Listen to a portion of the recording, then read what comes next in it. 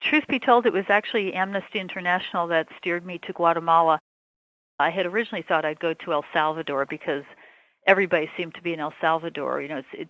The region, the isthmus at that time it was sort of like a triptych of events. First, the revolution in Nicaragua, and then El Salvador exploded, and everybody thought that Guatemala would be the sort of third domino to fall. And most people are in El Salvador, but Bob Moore rightly told me nobody's in Guatemala.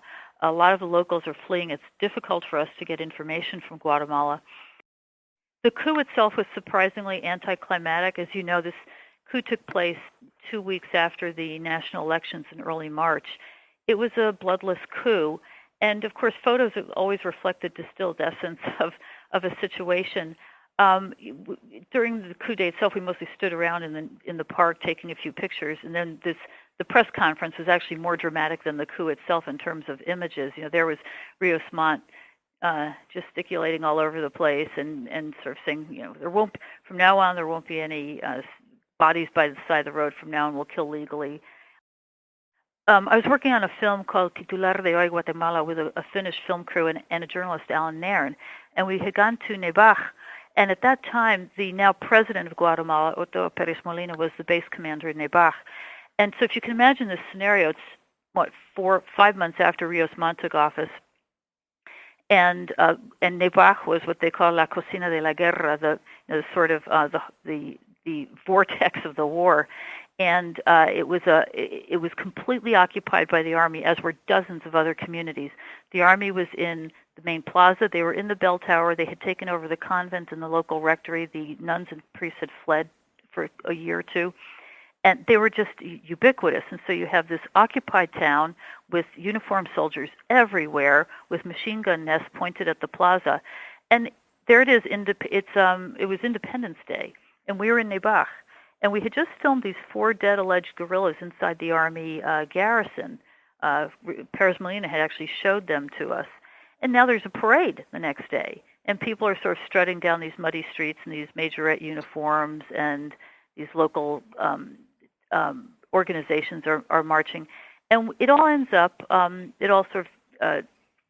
up in a soccer stadium in Nebaj. And this man comes up to us, this short Indian man who was a school teacher there with his students. And he asked us, he said, "Are you with the State Department? Are you CIA? Are you Peace Corps workers?" And we said, no. And we said, "We're journalists." And he finally kind of believed us. And he said, "I want to tell you a story, but I can't do it here," because this soccer stadium was just filled with uniformed soldiers, with plainclothes judiciales, and with Pérez Molina. And so we agreed to meet him on the outskirts of Nebaj a few hours later. And we filmed him with his back to us. And he told us a story that he had personally witnessed of a massacre that took place in early April, just 2 or 3 weeks after the Rios Montt coup. And what happened was he was teaching in a town, Acul, which is near Nebaj, it's within walking distance, and the army came in. And they rounded up all the men, about 4 dozen men, and they arbitrarily assigned them to La Gloria or El Infierno, heaven or hell, completely arbitrarily. Half of them went to heaven, the other half went to hell. The army then shot the half who went to El Infierno, and they ordered the ones who were saved to La Gloria to bury the others. And this man was one of those who had been saved, and he had to bury his fellow townsmen. So they buried them, and the parting words of the army was, "This is the new law of Rios Montt." These urban disappearances happened between mid-1983, when Rios Montt's power was waning, and 1985, 1986. During Holy Week, Héctor Gómez Calito and Rosario Godoy were both assassinated. When Héctor was killed, I had just come back from Salvador with Frank Goldman. We were on assignment there. And I said to Frank, "Well, it's going to be a really quiet week, yay, because it's Holy Week. Nobody, even the killers go on vacation during Holy Week." And a few hours later, I got a call from Ninette, and she was crying. She said, "They've killed Héctor Gómez." 4 days later, Rosario was abducted with her brother, her 21-year-old brother, minor, and her young son, her 2-year-old son.